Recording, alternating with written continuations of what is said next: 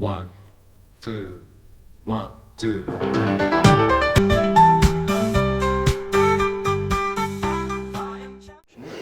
My name is Kenny Moten and I am directing Clybourne Park. So Clybourne Park takes place 2 hours after A Raisin in the Sun, the play by Lorraine Hansberry. The family in A Raisin in the Sun is visited by someone who is trying to stop them from moving into the Clybourne Park neighborhood. And in the play Clybourne Park, we see that character 2 hours later at the seller's house. So he goes to interview the white family to stop them from having this family move in. That's Act 1 in 1959. And then Act 2 takes place in 2009 in the same space with a new family coming in to basically move into this house.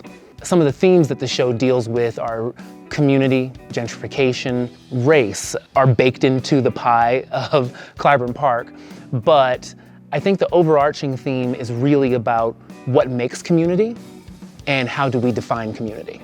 The interesting thing about Clybourne Park and the way that I think it brings an audience together is that, there are no good guys and bad guys in this production to me.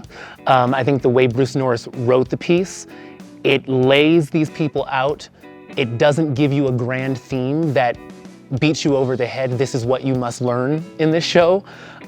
It opens up dialogue more than anything else. And I think that is kind of the joy of what I find just making theater. We leave the piece having some questions about some of the things that happened within the show, but also being able to talk about some larger themes about what's happening in the country. And 2009 is very different from 2025. 1959 feels, obviously even more far away, but we've come so far and not so far at all. And I think that's the thing people really start to unpack with the show.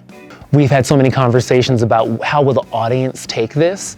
I think in 2025, it doesn't hit quite the same as it did in 2010 when it won a Pulitzer. I think that the discourse in the country has changed so much, is that I think audiences are a little more ready to have these conversations now than they ever have been before, because the discourse of the nightly news is so wild that it makes it fairly easier to talk about some of these things we've left unsaid for so long. I think people are more willing to have that conversation, and so that feels very urgent right now. What are we trying to hide or skirt around the issue? Let's put it out there and talk about it. But also, when theater is most powerful to me, it lets us make some decisions. And this piece does that better than I think almost any piece of theater I've directed.